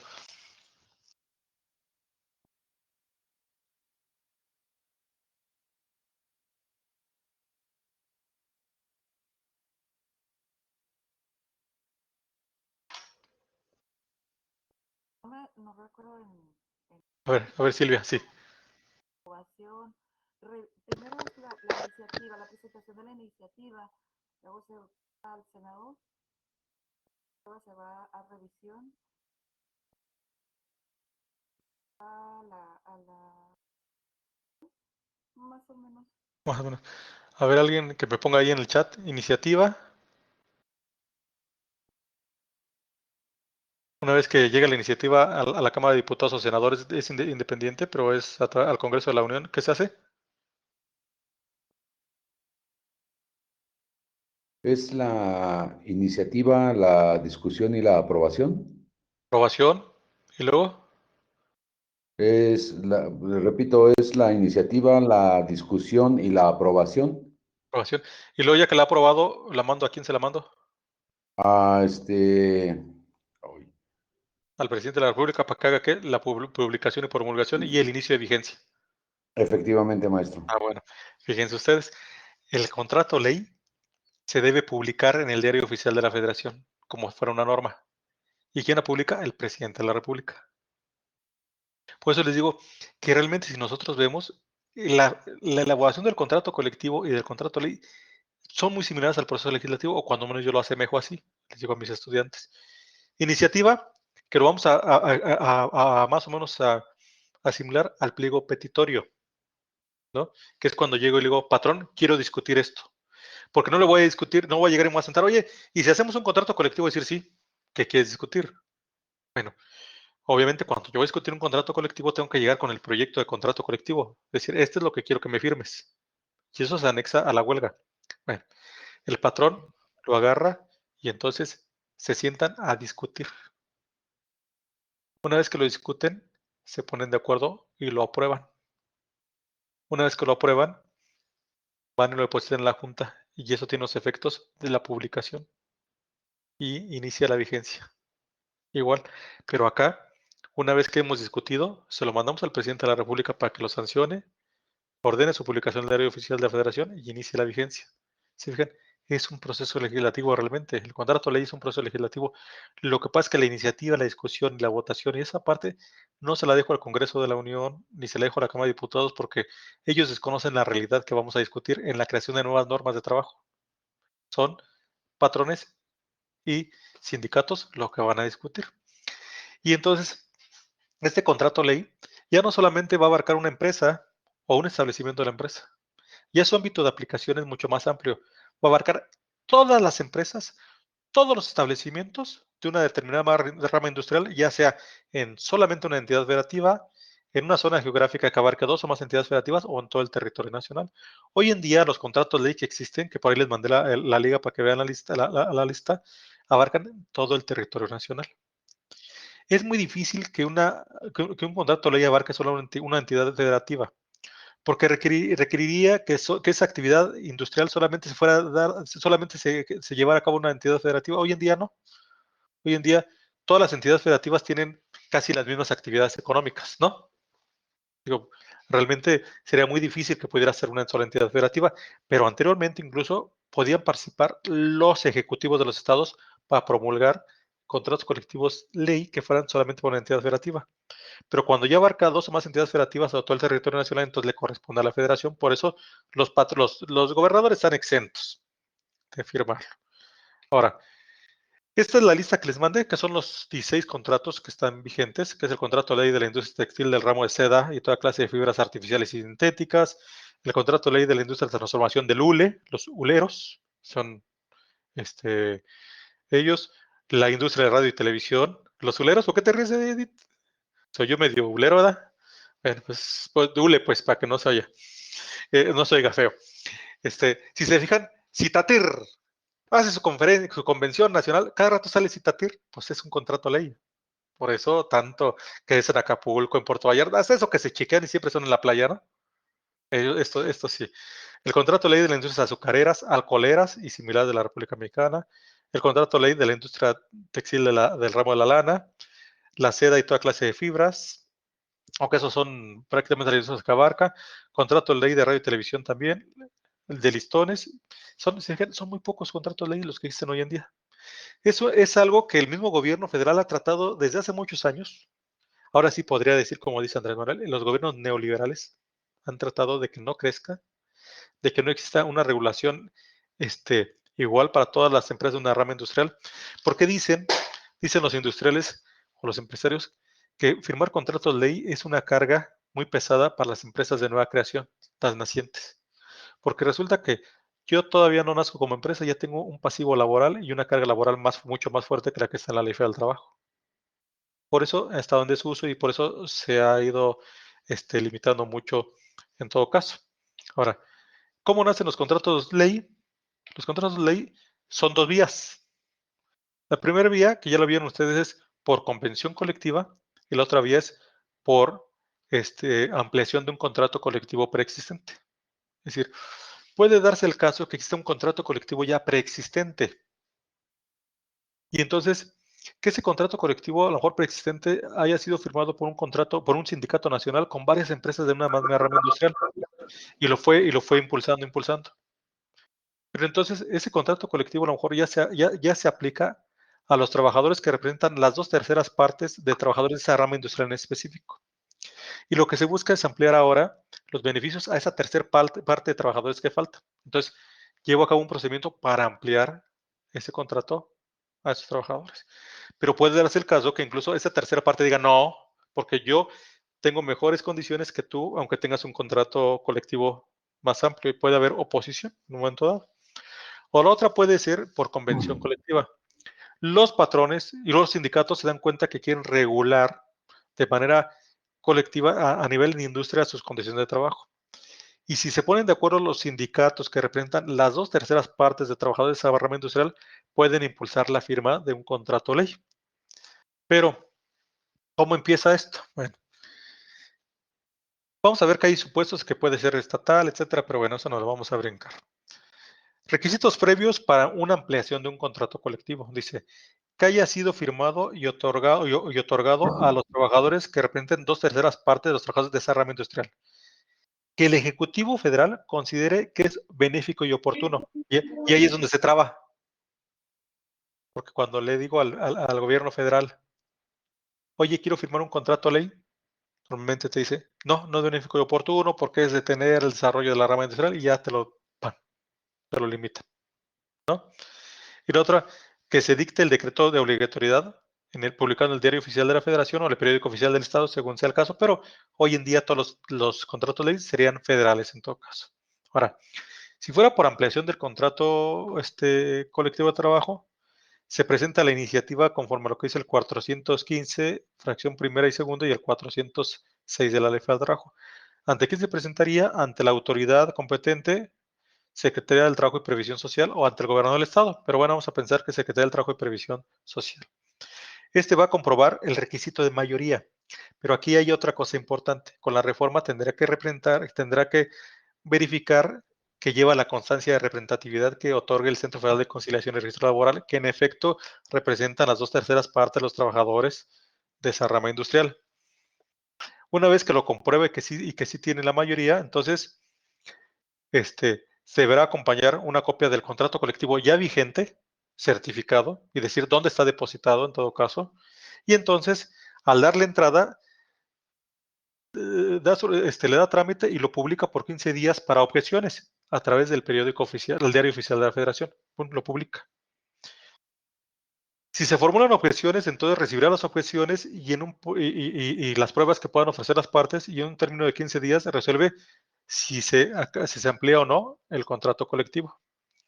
Si no se amplía, no se declara la obligatoriedad y los sindicalizados no tienen derecho a irse a huelga.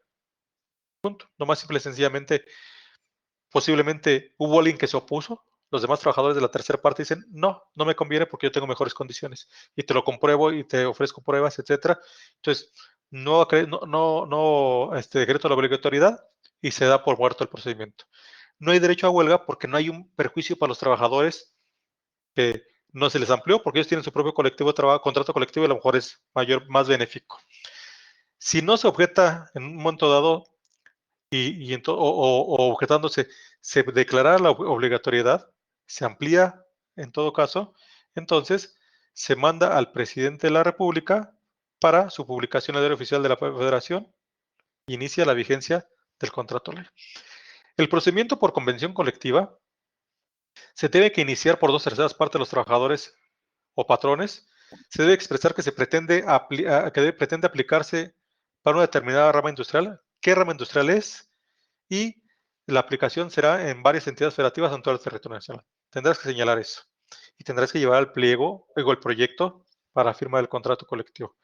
La autoridad comprobará el requisito de mayoría que decíamos nosotros, dirá si es benéfico y oportuno, y si considera que es benéfica y oportuno la firma de un contrato ley, entonces en ese momento lo que va a hacer es citar a una convención colectiva. Fíjense qué interesante. Ahí llama a una gran convención de trabajadores y de patrones. Esa convención colectiva, para eso yo emitiré una convocatoria, a la Secretaría del Trabajo y Previsión Social, emitiré una convocatoria señalando lugar, día y hora para la sesión inaugural, publicándose en el Diario Oficial de la Federación con un plazo no menor a 30 días antes de la convención colectiva. Durante ese plazo voy a poner las reglas de cómo los sindicatos que se vean afectados y los patrones van a acreditar sus delegados a la convención colectiva. Se acreditarán los delegados, llegará el día de la convención inicial y la celebración de la convención colectiva se presidirá directamente por el secretario del Trabajo y Previsión Social o su representante o el gobernador del estado, según sea el caso. Y formularán en ese momento el reglamento y las comisiones. Va a ser muy fácil, van a empezar una plenaria y en esa plenaria van a establecer las mesas de discusión. La mesa de salarios, la mesa de vacaciones, van a distribuir y entonces la gente se va a discutir por los días que establezcan que va a durar esa convención. Y empiezan los sombrerazos, los golpes, los chiflidos, etcétera, la convención. Bueno, en teoría, porque ya no se han dado, pues, en teoría. Si en un momento dado se aprueba por la mayoría de los que asisten a la convención, entonces se declara la obligatoriedad, se manda al presidente de la República para su publicación en el Diario Oficial de la Federación y inicia su vigencia. Si no se ponen de acuerdo entre patrones y trabajadores que están en los sombrerazos y eso, entonces sí pueden irse a huelga todos los trabajadores de esa rama industrial. Pero ahí sí, porque supone que no hay un contrato preexistente. Aquí sí hay afectación, entonces sí pueden irse a huelga. Pero es algo que teóricamente lo van a conocer en la práctica. Muy difícil porque yo en mis 27 años litigando ya, bueno, tantos de esos años, nunca he visto una convención colectiva nueva, porque ahora solamente son de revisiones y son muy, muy marcadas. Bueno, es lo mismo que yo les dije, nada más que separado por ampliación y por convención colectiva. El contenido es exactamente el mismo de los contratos colectivos de trabajo, no hay mayor diferencia. ¿Qué debe contener? Lo mismo de los contratos colectivos, el nombre y domicilio de los sindicatos y patrones que concurrieron a la convención, la entidad o entidades federativas o las zonas que va a abarcar, si es todo el territorio nacional, la rama de la industria, la duración, que en este caso no puede exceder 2 años. Fíjense qué diferencia. Los contratos colectivos son por tiempo determinado, obra determinada, tiempo determinado. En los contratos colectivos, en los contratos ley, la vigencia es de 2 años. Forzosamente es por tiempo determinado de 2 años de vigencia. Las condiciones a que se refiere el 391, es decir, salarios, vacaciones, todo eso. Las reglas conforme a las cuales se harán los planes de capacitación y entrenamiento y las demás que convengan las partes. Lo único que cambia aquí es la cuestión de la duración, en la cuestión de los requisitos. Relación de jerarquía entre el contrato colectivo y el contrato ley, fíjense. Reiteramos nuevamente la relación jerárquica entre las instituciones del derecho colectivo. Primero está la Constitución, luego la ley reglamentarias, el contrato ley, el contrato colectivo, el reglamento interior de trabajo, el contrato interior de trabajo. Claro, no puede haber contrato ley y contrato colectivo de forma simultánea. Porque si hay un contrato ley, quiere decir que ya hubo una ampliación de contrato colectivo y por lo tanto no hay contratos colectivos. No hay problema de jerarquías en ese sentido. En Argentina es bien curioso porque en Argentina sí se permiten las dos vigencias de los contratos y eventualmente los trabajadores pueden decidir si quedan en el contrato de empresa o en el contrato de gremio, le llaman ellos. Allá sí, pero aquí no. Aquí existe uno u otro. Por eso se limita. Reglamento interior y contrato individual del trabajo. Pero esto parte creo que les puede ser importante, no digan por qué, yo nomás les digo que puede ser importante. Semejanza y diferencias entre el contrato colectivo y el contrato ley. Bien. Semejanzas. Tanto el contrato colectivo como el contrato ley se requiere la concurrencia de uno o varios sindicatos y uno o varios patrones para su otorgamiento, forzosamente. En los dos, trabajadores, sindicatos y patrones. Tienen similitud en cuanto al contenido. Si se fijan, el tipo de clausulado es igual de uno y de otro. Ambos, su finalidad es mejorar las prestaciones legales para superarlas con nuevas prestaciones. Diferencias marcadas. El contrato ley es un reglamento de industria. Contiene normas que regulan las relaciones obrero-patronales de trabajadores y empresas en una misma rama industrial. El contrato colectivo, en cambio, generalmente solamente es para una sola empresa o establecimiento. Por eso se dice que el contrato ley es un contrato de industria y el contrato colectivo es un contrato de empresa. Fíjense, diferencia. Ámbito espacial de aplicación. El ámbito espacial de aplicación es mucho más amplio el contrato ley y el contrato colectivo se reduce solamente a una empresa o establecimiento. El contrato ley para su celebración requiere que concurran 2/3 partes de los trabajadores sindicalizados, pero de una misma rama industrial. El contrato colectivo no. El contrato colectivo solamente requiere que sea la mayoría de los trabajadores de la empresa o establecimiento. Cuando menos, en la cuestión sindical, requiere el respaldo de cuando menos la tercera parte de trabajadores de la empresa. Nada más, una tercera parte de trabajadores que apoyen para el contrato colectivo. Su fecha de aplicabilidad es diferente. El contrato colectivo entra en vigor solamente, para entrar en vigor solamente requiere su depósito ante la Junta de Conciliación y Arbitraje, ahora ante el Centro Federal de Conciliación y Registro Laboral. El contrato ley queda supeditado a la ratificación de varios requisitos: el acuerdo de voluntades en la relación de trabajo, su duración y obligatoriedad, y haber sido decretado o publicado por el Ejecutivo Federal. Debe ser publicado en el Diario Oficial de la Federación. Otra diferencia: la solicitud de la celebración del contrato colectivo, del contrato ley, se realiza ante el Ejecutivo Federal o local, según sea el caso. Sería federal ante la Secretaría del Trabajo y Previsión Social. Si el contrato colectivo es de naturaleza federal, eso. Ya no hay de los estados. Pues, si es local, pues ante el gobernador; si es federal, ante la Secretaría del Trabajo y Previsión Social. La revisión del contrato colectivo debe realizarse, fíjense, aquí sí. Ojo, aquí sí hay una diferencia marcada bien importante. Los contratos colectivos se revisan con 60 días naturales de anticipación al cumplimiento de 2 años o del vencimiento del contrato, decíamos nosotros, con 60 días de anticipación. En clausulado general, el contrato ley son 90 días. En el caso de los salarios, en el contrato colectivo son 30 días, en el contrato ley son 60. Porque hay que dar tiempo a que se haga la convención colectiva. Si ustedes se fijan, hablábamos que el contrato ley se puede ir por 2 vías: la convención colectiva o a través de la ampliación del contrato. Para revisar el contrato ley deben hacerse convenciones colectivas igual como el nacimiento. Debe avisársela al Estado, a la Federación debe convocar, debe establecerse la fecha de la convención, debe publicarse. Entonces, como hay una convención, pues tiene que ser más tiempo para tener los 30 días necesarios para la publicación de la convocatoria y concurran todos los posibles afectados.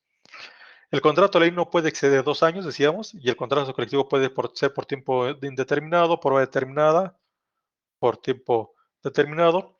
El contrato de ley inicia su vigencia a partir de la declaración de obligatoriedad a cargo del Ejecutivo Federal o local, según sea el caso. El contrato colectivo inicia su vigencia desde el momento mismo en que se deposita en el Centro Federal de Conciliación y Registro Laboral o en las juntas, según la vigencia de la norma que vamos a aplicar. Y en el caso del contrato colectivo, hablamos de titularidad del contrato, porque el sindicato es el titular y administrador del mismo, porque no hay otro. En el contrato ley hablamos de administración del contrato. ¿Por qué? Porque como abarca toda una rama industrial, es posible que en cada empresa o establecimiento haya su propio sindicato. Entonces, ¿a quién le toca representar los intereses de los trabajadores dentro de la empresa o establecimiento, demandar cumplimiento, etcétera, al sindicato que obtenga el mayor número de votos dentro de la empresa o establecimiento? O sea, cada empresa o establecimiento va a corresponder la administración del contrato a cada sindicato que sea mayoritario. Aunque la revisión tengan que juntarse a las 2/3 partes de los trabajadores para poder solicitar su revisión o su firma en todo caso. Bueno, esto ya lo de los 60 días, ya lo hemos visto. Revisión general. Y la revisión, decíamos, es por vía de convención colectiva. Prórroga, fíjense, aquí también hay otra gran diferencia. Un contrato colectivo respecto de la cual ninguna de las partes pide su revisión o ya sea por parte de los trabajadores o no se ejerce el derecho a huelga, se prorroga por un término igual al de su otorgamiento. Así lo establece el artículo 420. Si ninguna de las partes solicita la revisión o no ejerce el derecho a huelga, el contrato de ley se prorroga por un periodo igual al que hubiese fijado en su duración. Pero aquí hay un gran problema, fíjense, en el contrato de ley. Si el contrato de ley, los trabajadores y los patrones no se ponen de acuerdo, no solicitan la revisión, se prorroga por un tiempo igual por otros 2 años. Esto tiene vigencia de 2 años. Pero, dice aquí, la ley termina por el mutuo consentimiento de las partes que representa la mayoría, de acuerdo a la votación. Pero fíjense qué interesante ahí. Si al concluir el procedimiento de revisión, los sindicatos, trabajadores y los patrones no llegan a un convenio, salvo que ejercen el derecho a huelga, se termina. O sea, si llegamos y en la discusión nos ponemos de acuerdo y yo no ejerzo el derecho a huelga, se termina. Porque la vigencia era de 2 años. Y en el contrato colectivo, si no me pongo de acuerdo, no pasa nada, pues se prorroga. ¿Iba a decir algo, Ricardo? Creo que no. Bueno, la modificación es igual, modificaciones colectivas, y esto sería más o menos lo que tendríamos que ver de contrato colectivo. ¿Cómo ven?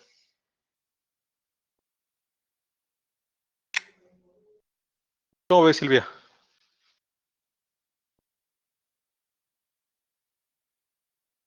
Muy interesante, muy interesante. Me pregunto a Silvia porque está muy a la distancia. ¿Dónde está Silvia? Cali, Baja California. Y Cali, estás un poquito lejos, ahí para arriba, para el norte. ¿Verdad? Muy bien.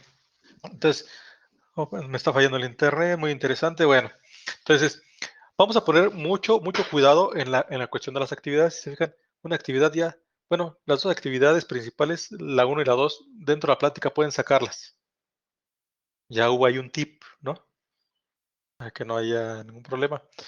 La actividad integradora, ¿en qué consiste? Ah, la actividad 2, ya les mandé los contratos, traten de hacer una revisión. Yo les recomendaría, por ejemplo, pueden hacer una tablita donde pongan cláusulas ocasionales, son estas y estas, cláusulas envolturas son estas y estas. O pueden ir a señalarlas por color en la página, lo que ustedes gusten hacer ahí es a la libre imaginación. Y tienen que redactar un contrato, dice aquí, espera el caso aprobado por tu docente, resuelva a partir de una relación de un contrato colectivo o contrato ley. Sean muy concretos. No buscan hacer un contrato colectivo grandote. Váyanse específicos a los puntos, ¿no? Por ejemplo, dice ahí, condiciones de trabajo, salario. El salario de los trabajadores será el siguiente tabulador, punto. Aguinaldo, ser muy concretos, ¿no? ¿Para qué hacen unos contratotes colectivos de trabajo? No lo copien, procuren no copiarlo, porque sí me doy cuenta que luego van, copian, pegan y ganan, como parecen chiquillos de secundaria, ¿no? Pero no lo hagan, al final de cuentas es un ejercicio. Por muy mal que esté, lo van a perfeccionar después de que echen a perder 40 contratos. Es que es aquí como las cocineras, hasta que haces el pastel número 80 te queda bien el pastel, ¿no? Los demás hay que irlos tirando. Entonces, nos da la posibilidad, pero la gran ventaja de los contratos colectivos, de los contratos es que cuando entras a la discusión es muy apasionante. Cuando estás ya en la cuestión de discusión y conformación de los contratos colectivos y contratos de ley, son altamente emocionantes y aprende uno mucho. Y te das de topes, y te da muchas cosas. Entonces, pero además tienes la posibilidad de ahora que veamos huelga, cuando veamos cómo empieza a configurarse la huelga desde la fase externa, las fases previas y eso, cómo los trabajadores tienen que ponerse de acuerdo, vamos a entender muchas cosas. Entonces, tranquilos, con calma, hagan las cosas, tranquilos, ¿sale? ¿Cómo ven? ¿Sí, Nayeli? Dice, pues sí, ya queda, pues tengo que ponerme a trabajar todas las noches. Ok, bueno, entonces, siendo las 9:52 del día 23 de marzo del 2021, damos por concluida la videoconferencia relativa a la unidad 2 de Derecho Colectivo del Trabajo. Y agradezco enormemente su atención y su disposición en estas charlas y nos veríamos el próximo, nos toca el jueves con reglamento interior de trabajo y huelga. Se vienen comiditos, cenaditos y con un café para que no duerman en 2 o 3 horas. Bueno, lo que nos dé el tiempo, ¿no? Nada más. ¿Sale? Entonces, muchas gracias y que tengan una muy buena noche, que descansen. Luego. Gracias. Muy bien, cuídense.